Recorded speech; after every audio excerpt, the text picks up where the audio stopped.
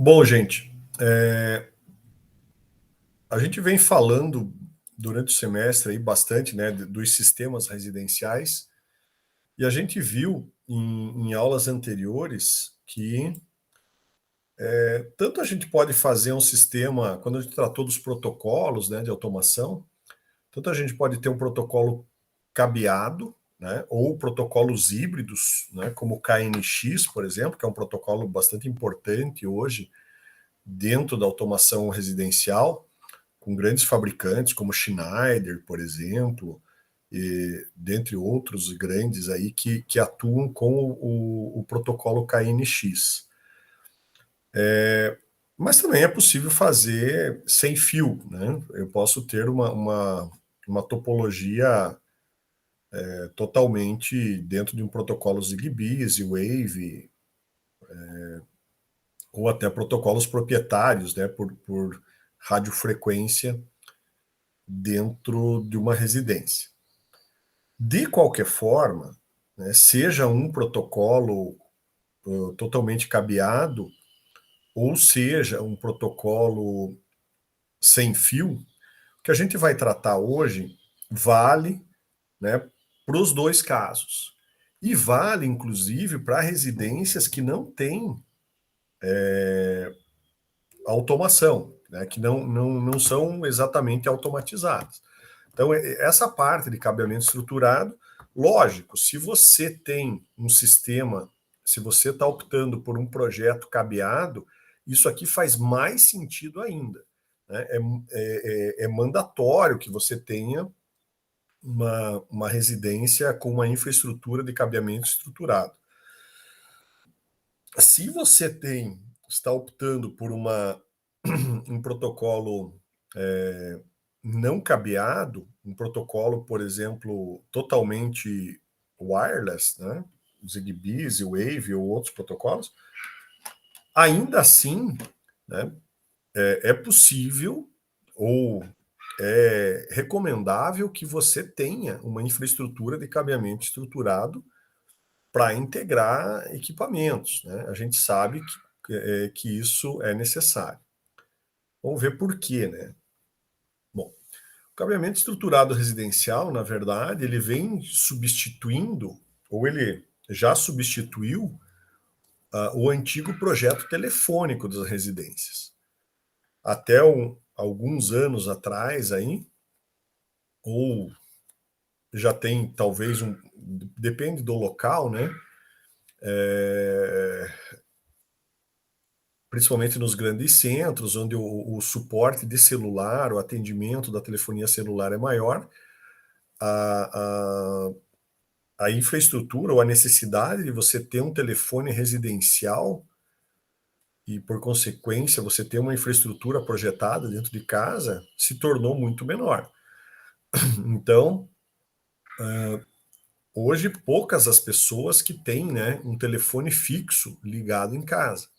Antigamente era bastante comum, você tinha um telefone fixo, você tinha uma linha, por exemplo, e você tinha extensões daquele telefone, né, pontos onde você poderia atender aquele mesmo número, por exemplo, né, tinha na sala o aparelho principal e tinha extensão lá nos quartos, etc.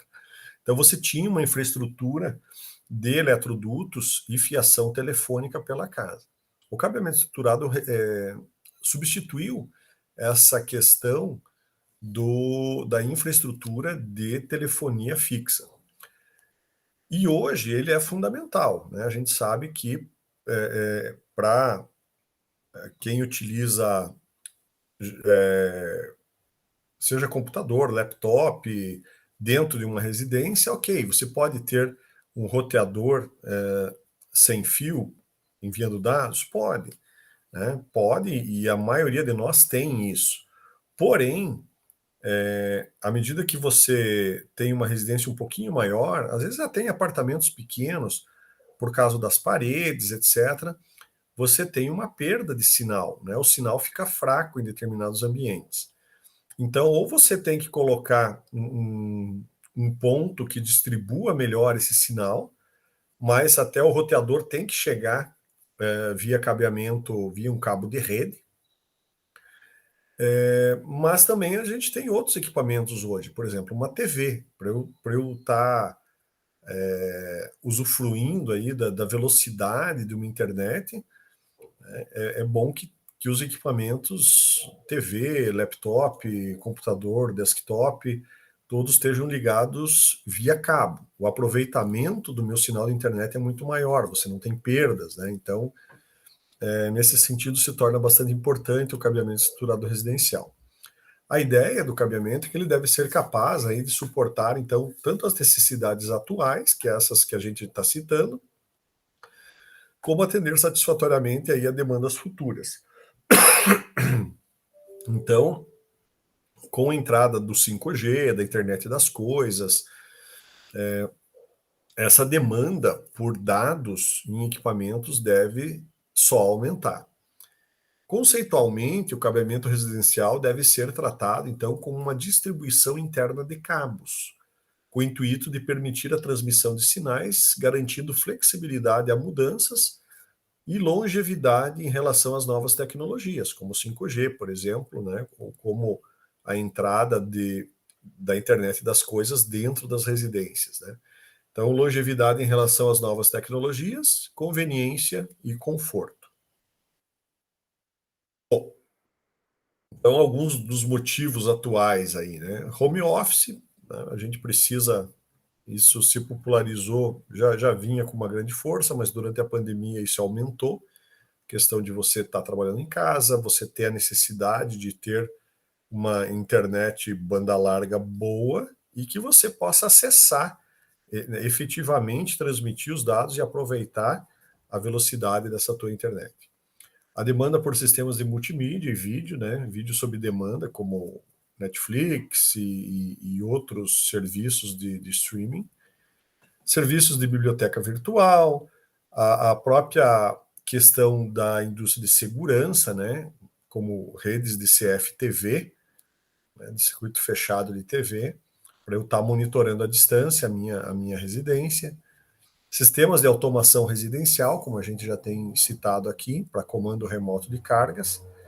Tudo isso, né, nesse contexto, então, a gente pode definir um sistema de cabeamento estruturado residencial como sendo uma distribuição interna de cabos que permite a transmissão de sinais de voz, dados e imagem, e garante a flexibilidade a mudanças futuras, estabelecendo aí uma longevidade dos serviços em relação a essas novas tecnologias e trazendo conveniência e conforto para os moradores.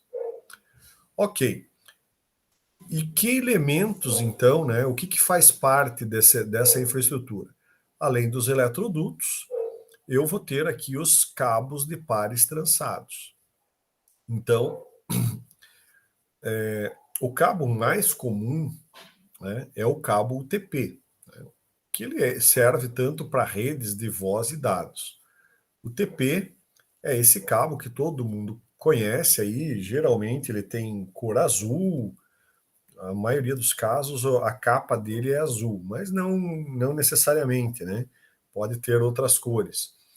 Mas eu tenho, na verdade, 4 tipos de cabos. E olhando externamente, pode parecer o mesmo, embora, né, não seja.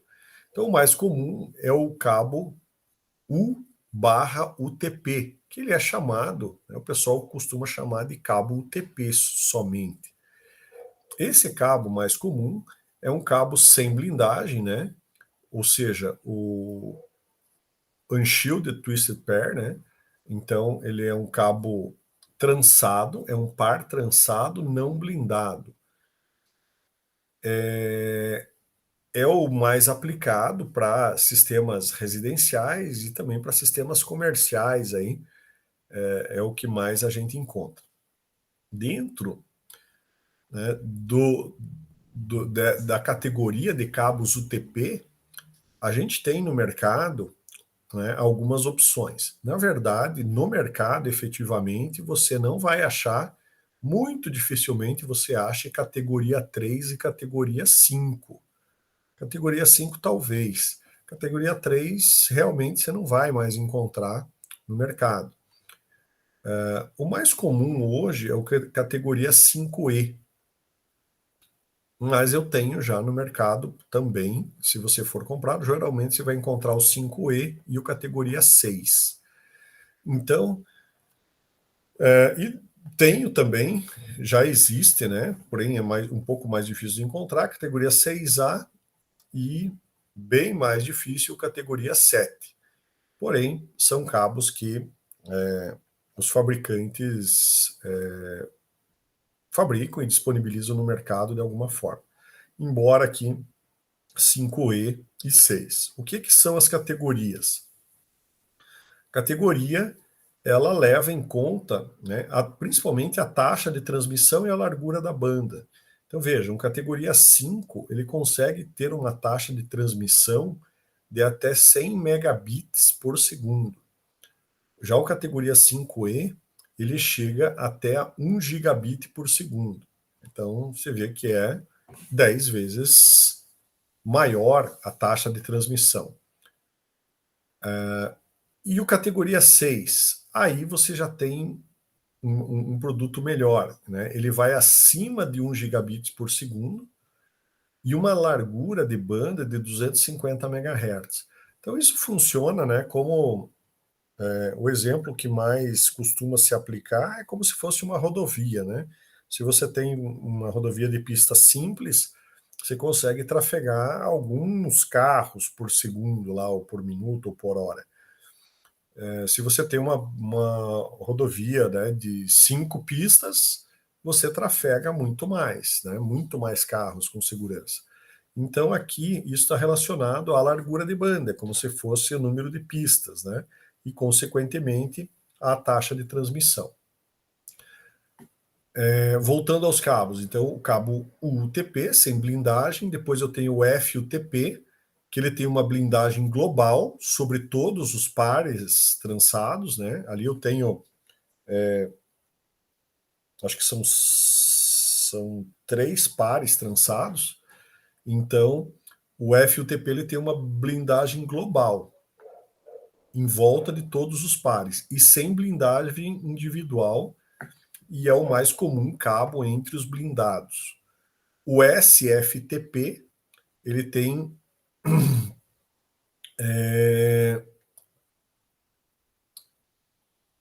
ele tem uma blindagem com fita, ele tem uma blindagem com malha global entre todos os pares e uma blindagem com fita nos pares.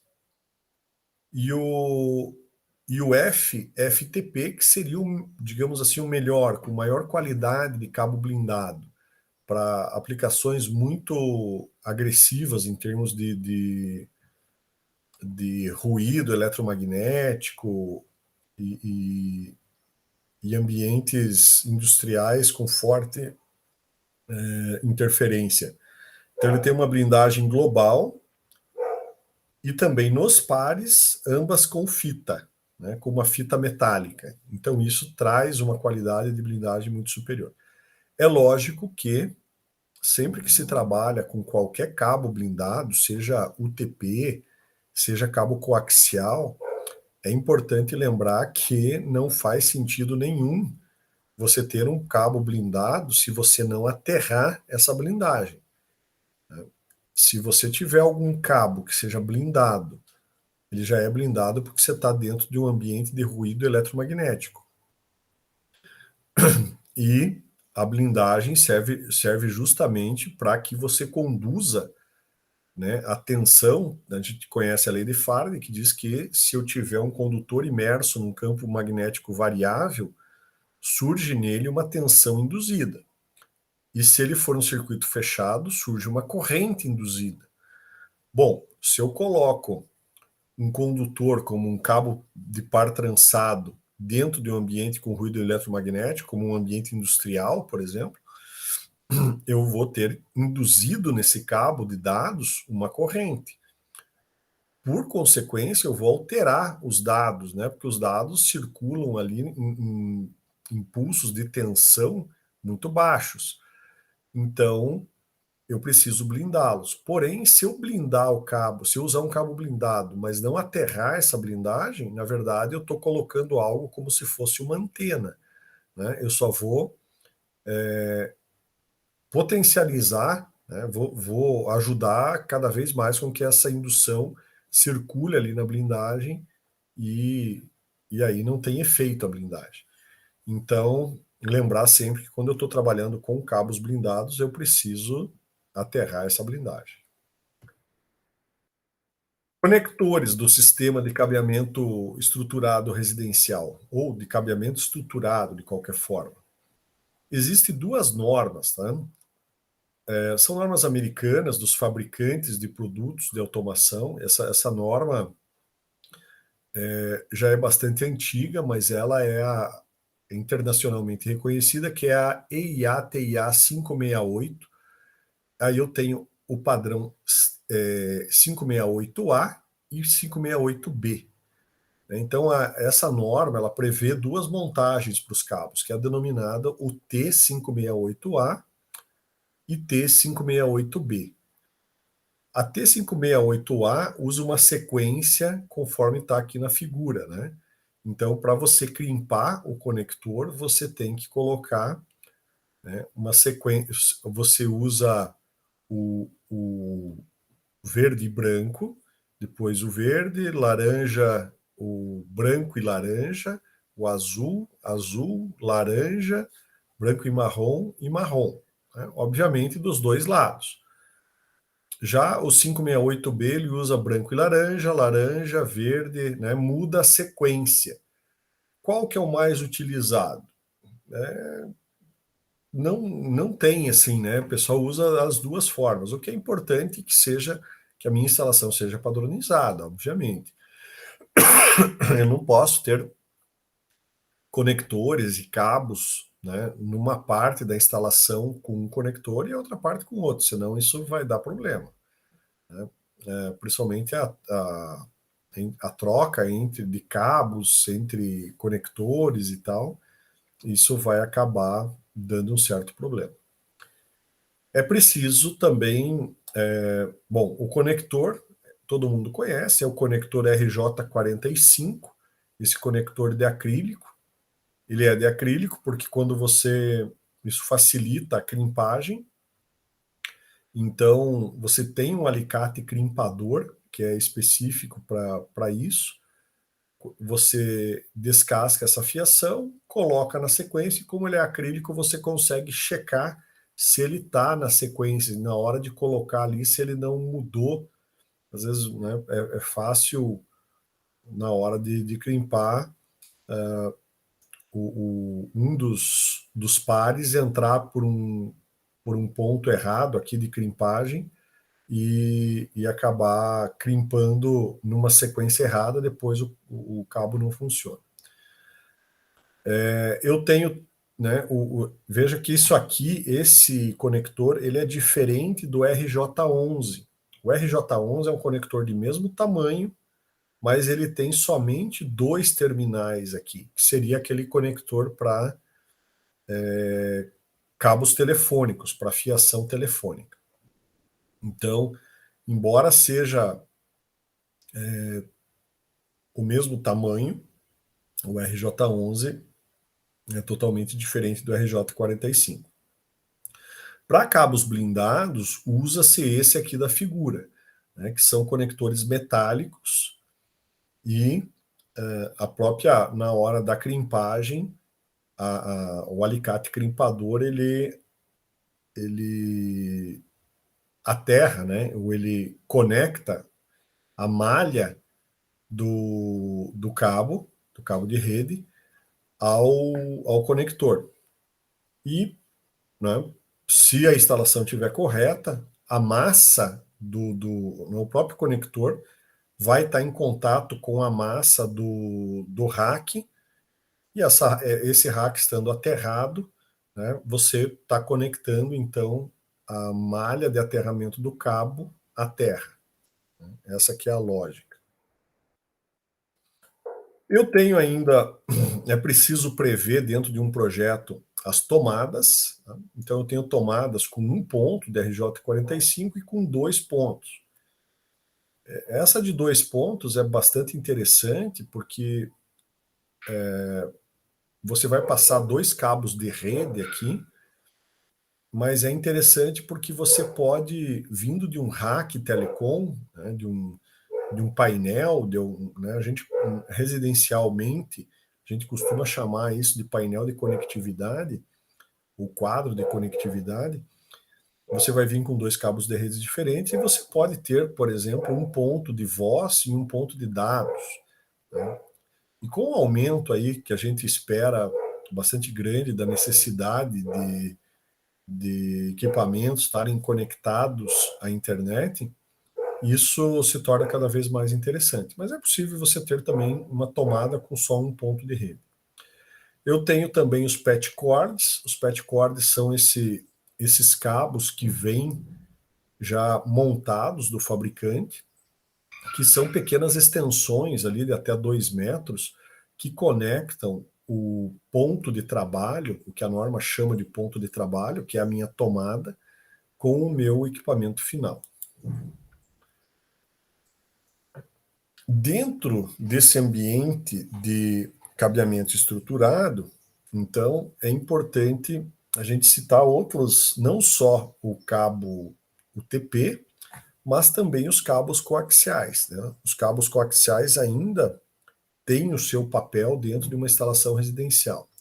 As aplicações são, por exemplo, para sinais de imagem para TV aberta, ou para TV a cabo, ou para sistemas de ainda alguns sistemas de câmeras, né, de CFTV. Embora câmeras hoje, cada vez mais, a gente está usando o cabeamento estruturado, porque as câmeras, na sua maioria, né, são câmeras do tipo que são conectadas por cabos de rede. Embora eu tenha, né, soluções aí, dependendo do custo, é interessante ainda eu ter câmeras ou sistemas de câmeras de circuito fechado de TV com cabeamento coaxial. Então, para esses sistemas, né, eu tenho, por exemplo, TV aberta, eu utilizo cabos coaxiais série 59, que é o RG59, né, que atende perfeitamente os requisitos aí de TV aberta. Já para sinais de TV por assinatura, quem já viu, tem em casa TV por assinatura ou TV via satélite, é utilizado um cabo coaxial chamado série 6, que é o RG6, né, que eles são mais grossos, né? Ele tem uma bitola maior e proporciona uma menor atenuação do sinal por metro. Então, ele é um cabo de maior qualidade, ele é um pouco mais, por ter uma bitola maior, ele é um pouco mais, vamos dizer assim, mais duro de fazer curvas, e você não pode fazer uma curva 90 graus com cabo coaxial, né? Você dobrar ele mesmo, como se fosse uma, né? Em vez de fazer uma curva, você fazer uma dobra no cabo. Se você fizer uma dobra no cabo, você danifica o cabo e ele passa a ter, pode ser até que ele continue funcionando, mas ele tem uma grande atenuação. E isso piora muito a qualidade do sinal. E há ainda cabos coaxiais série 11, né, o RG11, que ele possui uma bitola maior ainda que o RG6, que são usados nas redes externas de circuitos de TV. Então aqui eu tenho o RG59, que é esse branco, é o cabo mais simples para TV aberta. O RG6, que é esse cabo mais grosso, mais duro, para, por exemplo, TV a cabo interna de uma residência. E eu tenho ainda o RG11, que ele é usado para as redes externas aí de distribuição em poste de sistemas de TV a cabo. Conectores, né? Importante falar um pouquinho de conectores para esse tipo de solução. Eu tenho desde conectores simples aqui, que são praticamente você instala isso manualmente, quase que sem ferramenta, e você só coloca um anel e prende com um alicate comum, mas não são de boa qualidade, né? Costumam soltar e dar problemas, inclusive de, de mau contato na conexão. Não é a melhor solução, né? Os melhores são esses terminais que são crimpados. Eu tenho um alicate para crimpagem, então ele fica, depois de colocado e crimpado, apertado com o alicate, ele não solta mais. Você só tira isso, quer dizer, se você cortar mesmo o cabo e aí você corta o conector. Esses maiores, né, esses crimpados aqui, geralmente são para o RG6, né, para essa categoria de cabos mais grossos.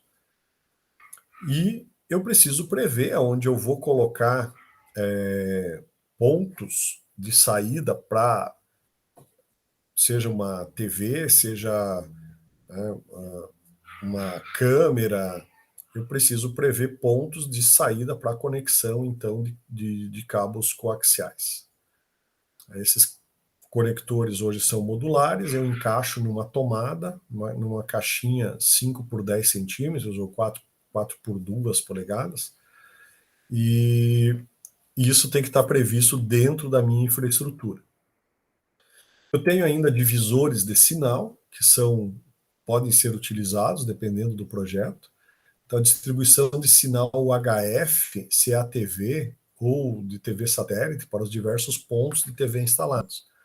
Então, esses meus divisores, que são conhecidos também como splitters, né? Aqui na figura eu tenho, por exemplo, uma entrada e duas saídas. Aqui eu já tenho uma entrada e vejam só, eu tenho 6 saídas, 4 aqui embaixo e mais 2 aqui nas extremidades. Então, esses splitters são importantes dentro da minha instalação, mas também eles geram uma certa perda de sinal, uma certa atenuação. É importante, tem casos, né? Eu já presenciei casos que uma determinada, por exemplo, TV a cabo não funciona porque o sinal já chega atenuado na residência e após a conexão, você ainda vai ter que dividir, digamos que você tenha vários pontos dentro de uma residência, né, como essa aqui, ó, vai para 6 locais com TVs, né, ou 4, que seja. Mas aí eu vou ter o sinal já chega abaixo. Quando você divide, ele atenua, quando ele passa pelo splitter, ele atenua um pouco e pode afetar, dependendo do comprimento de um dos cabos aqui, um local pode até não funcionar adequadamente. Então, essa parte de CFTV, de sinais aqui, é um mundo quase à parte, tem toda uma tecnologia por trás, tem muito a ver com a potência, a intensidade do sinal, atenuação de sinal, qualidade dos equipamentos, qualidade dos cabos, mas ainda é bastante utilizado. A faixa de frequência desses divisores, né, ela é variada. Por exemplo, eu tenho divisores de 5 a 900 MHz, 5 a 1000, né, para TV digital e para TV a cabo, né, digital, aquela TV satélite. Desculpe, a TV a cabo.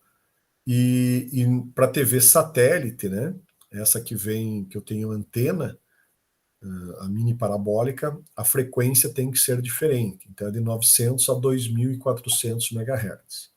É isso que muda em relação, principalmente, à frequência dos divisores. Outra forma de eu distribuir sinal numa residência, que está cada vez mais popular, é a fibra ótica. Ainda tem sido pouco utilizada, porque principalmente em residências, eu tenho pequenas distâncias e não tenho área aberta, né? Área aberta, assim, Eu não vou sair de dentro da residência, passar por uma área externa com o eletroduto enterrado e chegar num outro ponto. Mas quando eu tenho essa situação de transitar sinal, né, imagine que ele sai, fosse uma indústria, eu saio de uma indústria, de um barracão, com um cabo de sinal, e aí vou andar, né, vou passar esse cabo por um eletroduto enterrado durante, né, um trajeto ali de uns 50 metros e vai chegar num outro barracão industrial. Ok, estou conectando dois sistemas de dados lá, pode ser até de dados industriais, dentro entre esses barracões. Imagine o que acontece, né, eu tenho um cabo, imagine um cabo UTP, né, e esse cabo está enterrado no solo, está descendo por um eletroduto enterrado no solo e seguindo, né, enterrado. Imagine o que acontece, por exemplo, numa descarga atmosférica, num raio. Minha empresa tem para-raios e tal, por exemplo, gaiola de Faraday, o captor tipo Franklin, mas ele vai descarregar na Terra esse potencial, essa descarga atmosférica. Quando ele descarrega a minha descarga atmosférica na Terra, o que é que a gente sabe? Existe uma formação de um gradiente de potencial. Esse gradiente de potencial, ele é uma tensão. Surge uma tensão de passo, por exemplo, entre, né, dois pontos. E como eu tenho um cabo passando por ali, é um cabo metálico, o que vai acontecer? Vai induzir uma tensão nesse cabo de comunicação. E como os equipamentos ligados a ele são equipamentos de dados, são equipamentos sensíveis a sobretensões, a pulsos de tensão, é muito comum de a gente ter a queima desses equipamentos. Então, o que é que se utiliza? Entre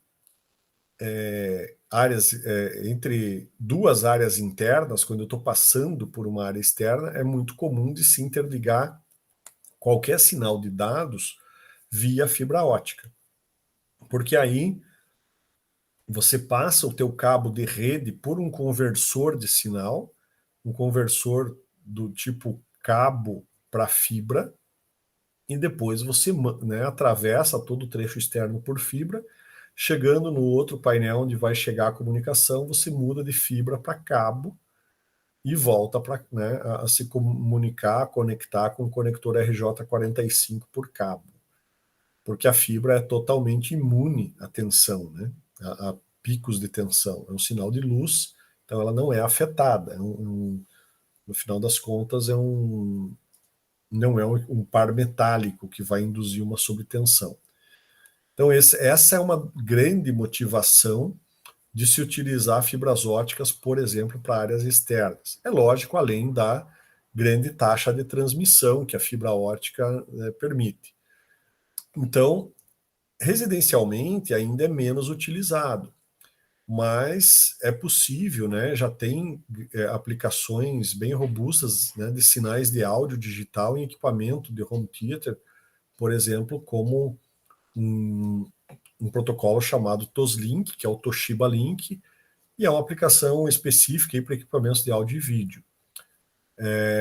Mas com a demanda de maiores bandas, necessidade de vídeos sobre demanda, a maior definição, né? Isso, quanto mais sinais a gente passa a precisar, mais tende-se a aumentar o uso de fibras ópticas para transmissão desses sinais. Ok, e eu posso fazer um cabeamento residencial não estruturado? O que é o cabeamento não estruturado? Sim, posso. Eu posso passar esses cabos coaxiais, cabos de rede do tipo UTP e até fibra ótica de maneira não planejada ou não estruturada. É o tipo de cabeamento que a gente costuma ter, que a maioria das pessoas costuma ter na sua residência, quando tem, né?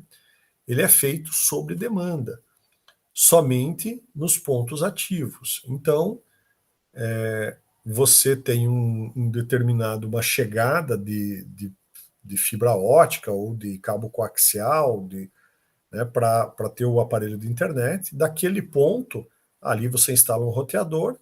Eu tenho um computador no meu quarto. Ok, dali você passa um eletroduto ou usa um eletroduto já existente para passar um cabo UTP até o ponto lá do teu quarto e fica cabeado, tá com um cabo do tipo UTP com uma melhor qualidade de sinal. Mas ele foi feito por demanda somente naquele ponto que está ativo. A cada novo remanejamento, se você resolver trocar ou precisar trocar de quarto ou mudar o teu equipamento, é necessário você passar um novo cabo. Vantagem disso, né? Tem um baixo custo de instalação, rapidez na instalação, mas tem um alto custo de manutenção, né? Toda vez que você vai mexer, você precisa ou, né, tá mexendo com isso, substituindo, passando cabos e assim por diante. Baixa flexibilidade a mudanças ou quase nenhuma flexibilidade.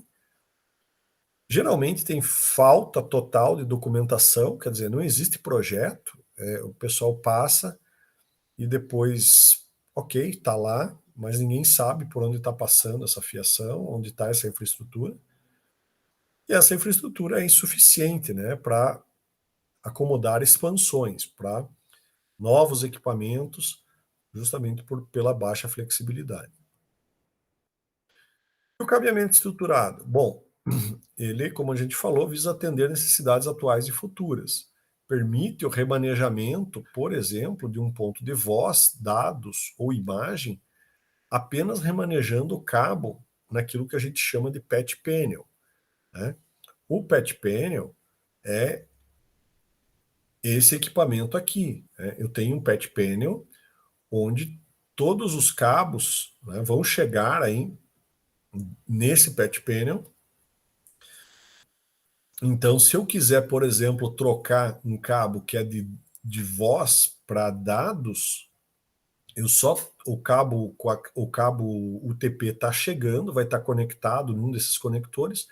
Eu troco o conector aqui, eu troco o cabo né, de onde ele está ligado, e ele mudou de um ponto de dados para um ponto de voz, por exemplo, ou um ponto de imagem. A instalação segue normas e padrões internacionais, ou deve seguir pelo menos, e tem como premissa aí cabos e dutos para futuras expansões. Isso traz flexibilidade, né, prevê o crescimento da instalação. Como você está projetando, isso traz uma documentação clara e precisa da instalação.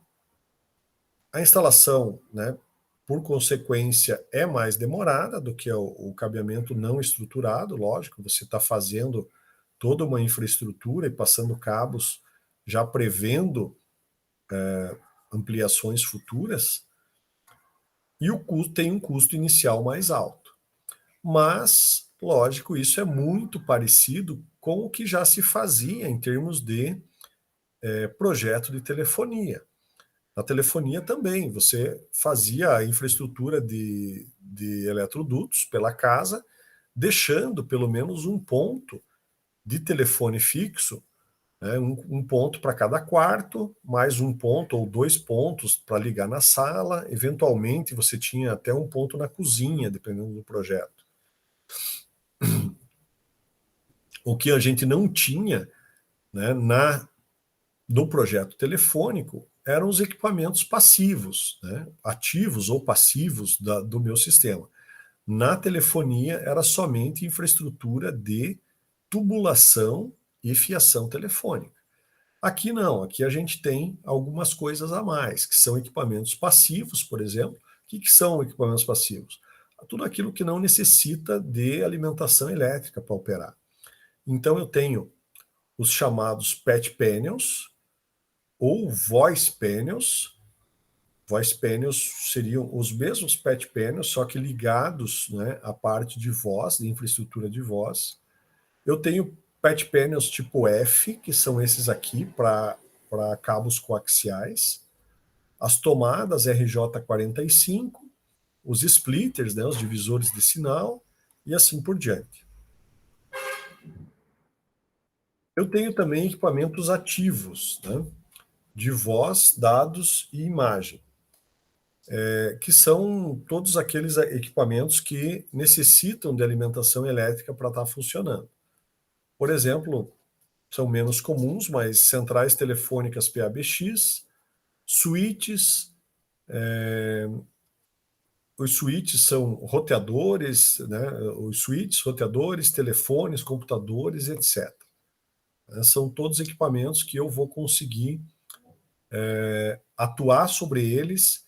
Eu tenho switches, por exemplo, gerenciáveis, switches não gerenciáveis, aí começa a entrar mais a fundo na parte de TI, né? PABX ainda é uma central de voz, onde eu tenho ramais, isso se aplica bastante ainda a escritórios comerciais grandes, né? Eu tenho, por exemplo, um escritório com 30 pessoas lá, ou com, né, cada mesa com o seu ramal telefônico para facilitar a comunicação. Então, eu vou ter uma linha, na verdade, eu vou ter um ponto de dados chegando e que vai se dividir entre dados e voz, e a parte de voz vai para uma central PABX, e essa central me gera ramais, mas que estão todos interligados, né? Os telefones estão interligados à central PABX através de cabos de rede, né? Aqueles pontos, como a gente mostrou, uma tomada com 2 pontos de rede, onde um é um ponto de dados para você ligar um computador e outro é um ponto de voz para você ligar um telefone que vai me dar o ponto de comunicação sobre IP, geralmente.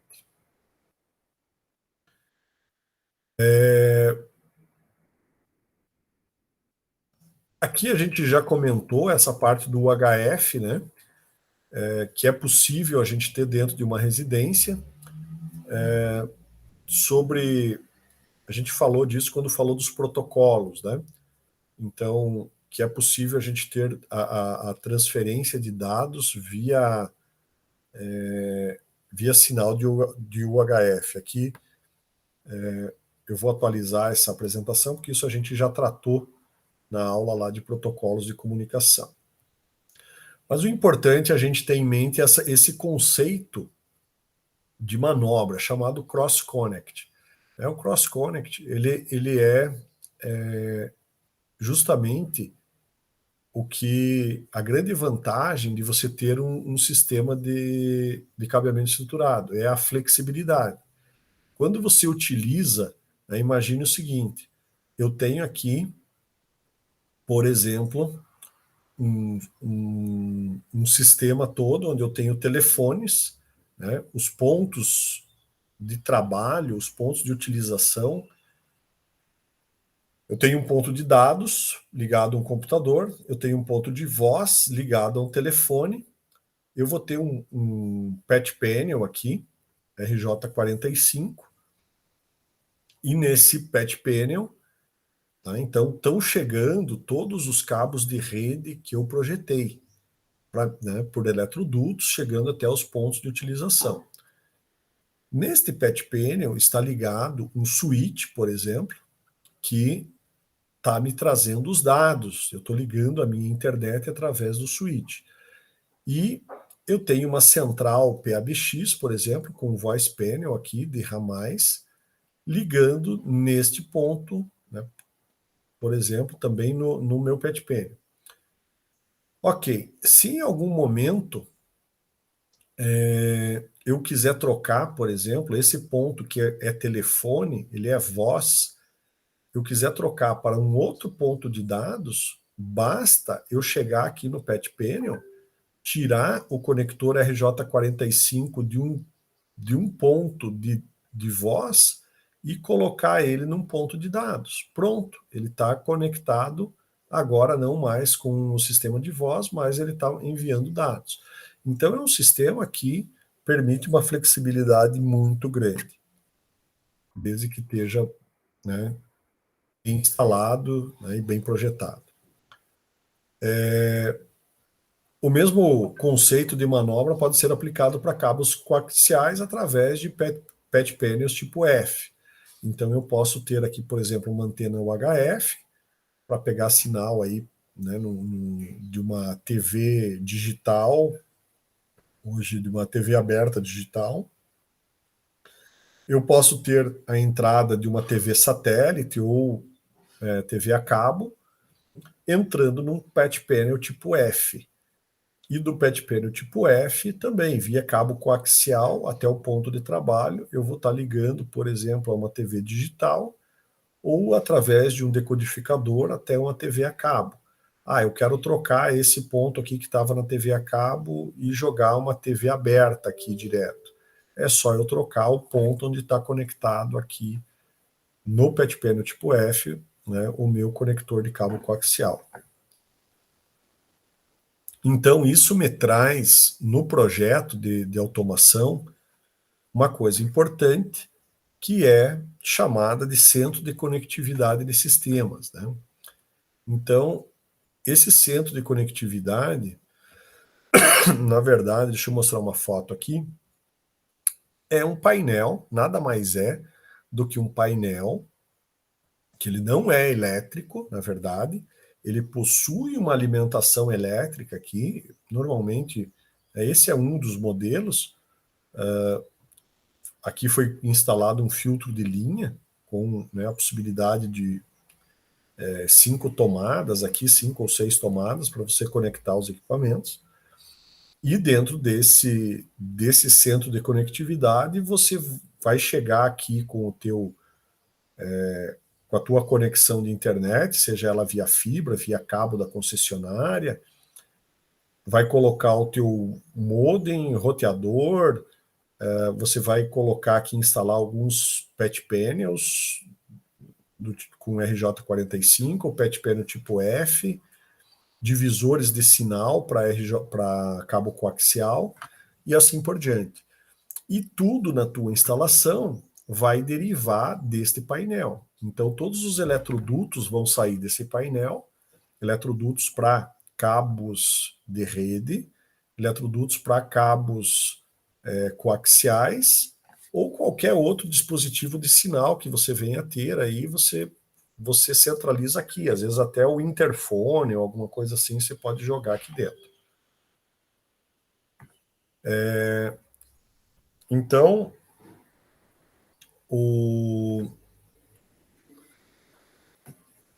esse centro de conectividade, ou painel de conectividade de sistemas, ele tem como objetivo abrigar os equipamentos relativos ao sistema de voz, telefonia, né, dados, rede local, internet e imagem, né, TV aberta, TV satélite ou TV a cabo. Que dispositivos são esses? Dispositivos de proteção elétrica e telefonia, então é importante você ter alguma proteção ali, seja via um filtro de linha, como por exemplo um fusível ou um disjuntor, e também, né, avaliar a necessidade de ter um DPS ali. O que é o DPS? Dispositivo de proteção contra surtos, para você proteger aí os teus equipamentos. Uma central telefônica, se for o caso, do tipo PABX, o modem, né? O modem onde você vai estar ligando a tua rede de internet, roteador e switch, divisores de frequência para cabeamento coaxial, patch panel do cabeamento estruturado, que a gente falou, e embora não seja parte integrante do cabeamento estruturado residencial, eu posso ter outros sistemas ali, por exemplo, como sonorização ambiente, ter algum equipamento auxiliar, gravadores de imagens, né, os DVRs, que são os equipamentos que gravam o sinal que vem das câmeras de circuito fechado de TV, podem ser instalados dentro desse painel de conectividade. E aqui tem uma... Deixa eu ver se a gente consegue acessar aqui.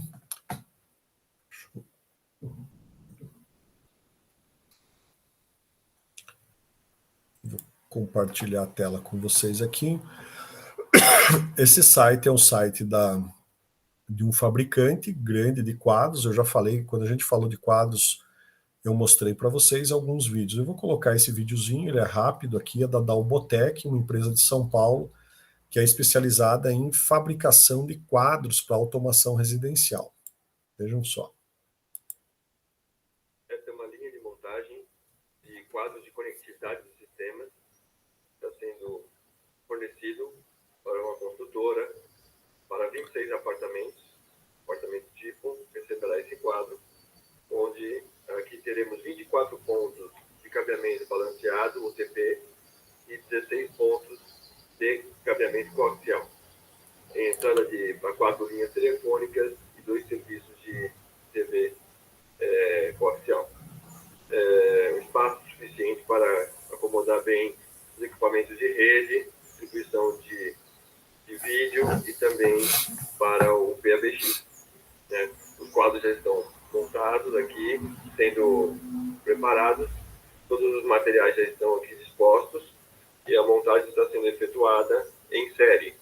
Dessa forma, ganha-se bastante velocidade na montagem e a construtora já recebe todo o quadro montado e esperando o cabeamento que foi lançado no apartamento e feito de acordo com o nosso projeto, desenvolvido também pela Dalbotec.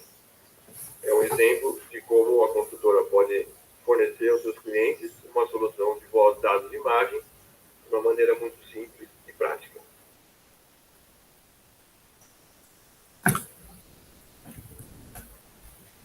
Então, aí mostra um quadro sendo montado, ele, né, vocês viram que ele não estava acabado ainda. Mas eu tenho também, né, se vocês buscarem aí na internet, eu tenho fabricantes e equipamentos, como por exemplo a Tigre mesmo, né, que é um grande fabricante aí de equipamento, de peças de hidráulica e elétrica, né, e assim por diante. E outros, né, a Tigre talvez seja o primeiro, foi provavelmente o primeiro a montar esse tipo de solução, mas outros fabricantes de elétrica aí têm uma solução pronta, né, com quadros de PVC, assim como eles têm também o quadro de elétrica. Então aqui, deixa eu colocar aqui para vocês.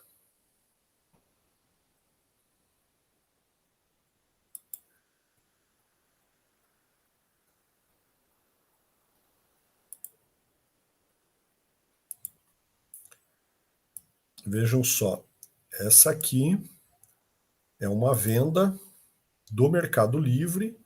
Eu estou pegando um anúncio qualquer aqui, mas ele me vende o quadro. Ó, olha só como é que é o fundo do quadro. Ele permite o encaixe ali de vários dispositivos. Ele é diferente internamente de um quadro de disjuntores. E aí, internamente, eu consigo ter a montagem dos equipamentos, né, de acordo com a minha necessidade. Eu vou encaixando dispositivos ali, como, por exemplo, splitters, como o meu modem, como terminadores ali, uma coisa mais simples, né, que seria o meu voice panel ou pet panel e assim por diante. Então, eu tenho vários tamanhos, ele não foge daquela estética do que se aplica muito hoje residencialmente dos quadros de elétrica, né? Então, tem dimensões aí variadas de acordo com a necessidade do cliente, desde apartamentos pequenos até apartamentos, residências maiores, mas é uma solução, como eu falei no começo, que deveria ser adotada não só por quem está trabalhando com automação residencial, mas deveria ser adotada hoje por qualquer residência, né? Mesmo alguém que não opte, né? Falar, não quero ter automação residencial, é muito caro, não me atende, não tem interesse. Mas essa parte de conectividade de sistemas praticamente não tem como fugir, né? Você precisa deixar isso para uma residência, mesmo que não seja automatizada. Ok, gente? Beleza, professor. Então,